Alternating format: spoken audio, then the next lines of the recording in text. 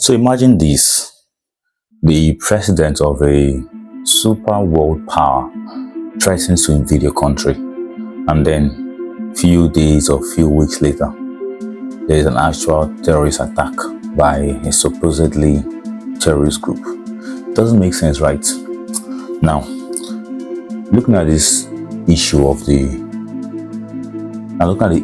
recent kidnapping that happened in Nigeria's Kebbi state, which happens to be in the northwest region of Nigeria. Now, this region has been plagued by unrest, kidnappings, and gang violence, organized crime.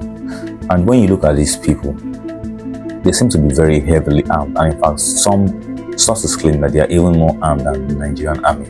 Of course, they do not have helicopters and maybe ships and armored vehicles, but in terms of guns and ammunition, they seem to be well equipped. So how would it seem that a people that are seen as uneducated, morons, ignorant, and who are supposedly terrorists, who are enemies of the state, how does it seem that they have so much weapons? It points to two things. Either we have local politicians in Nigeria who are funding these guys and trying to use them as political weapons for some of their sinister objectives in politics, or there are some international bodies investing into this gang and giving them weapons to carry out these atrocities. Now, any sane criminal organization, when they observe a threat, what will they do? They will go silent for a while. Now, in the case of this Nigeria's issue, this is the complete opposite of what should have happened. So, Donald Trump spoke about the Christian genocide in Nigeria, and there were some controversies about its validity, if it's truly genocide or just a security issue. And that is not the topic for today. But then, you will observe that if these guys are truly terrorists who are smart enough, this period is time for them to go mellow. As we say in the Nigerian English, it's time for them to go mellow. Because going mellow means they're going silent and a little bit dormant for the meantime, and will resume operation after the environment has settled down a little bit. But now what do we see? We see a group of people who immediately carry out an attack. Now this attack, I see it in two ways. Either this attack is funded by a Nigerian group, organized by these Nigerian politicians or elites, and they're trying to send a message to the Western world that the insecurity issue in Nigeria, it doesn't affect only Christians. After all, the states where this kidnapping happened, Kebbi state, is a Muslim majority state, and the school is not a school based on religion, it's just a school. And so obviously in a Muslim majority state, there will be more Muslims in that school than Christians. I'm not saying there are no Christians there, I'm not saying there are no Muslims, I'm not saying it is exclusively Muslim, but it is natural to assume that. According to my sources, this school is in fact majority Muslim. So it could be that this Nigerian elite are trying to pass a message that, oh, well, this security issue in Nigeria is not really an issue of religion, it's not about Christianity or Islam. After all, look at what just happened, look at who was attacked. It's a Muslim majority school and Muslim girls were abducted, so it's not a matter of religious intolerance. However, it could also be funded by foreign sponsors that are not Nigerian politicians. Now, it could also be used as a way to justify Trump's decision to invade Nigeria, because Trump's decision for invading Nigeria was due to the security issues.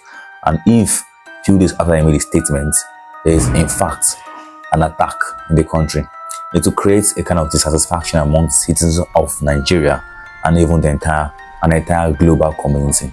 So people will see it as a justifiable act if the US intervenes and invades Nigeria. Now, us looking at this thing from a rational perspective, the northwest region of Nigeria is very rich in gold. However, that gold has been mined illegally. I won't say illegally, but yes, illegally I would say yes, because this gold that is being mined is not officially registered and the revenue is not officially distributed.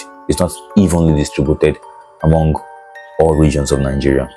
This gold oftentimes is not sold on the national market, rather it is transported to the Middle East, particularly Dubai, Qatar and other countries.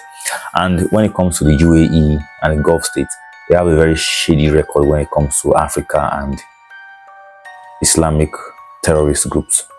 Even the case of Al-Fasha or El-Fasha, the issue of the ethnic cleansing in Darfur and El-Fasha has been linked to fundings from the UAE, Dubai to be specific.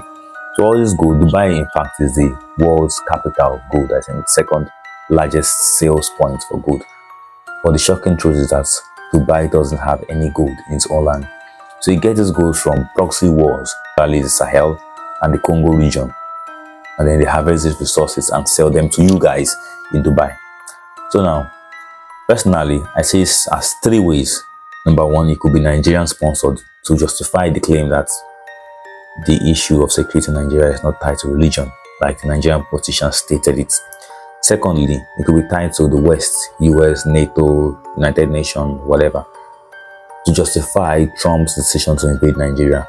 And thirdly, it could be funded by the East or the Middle East, per se, for them to continue having these their resources for gold and whatsoever. So this is the dilemma we find ourselves in as Nigerians and Africans. And personally, I'm more of a optimist. I don't believe that this problem will continue to plague us for the rest of our lives. I believe that at some point, the people will be fed up with all this nonsense and will stand up and do justice to what needs to be done. But today, this is our predicament, and we have no other option but to live with it and fight it. Thank you, and see you in my next video.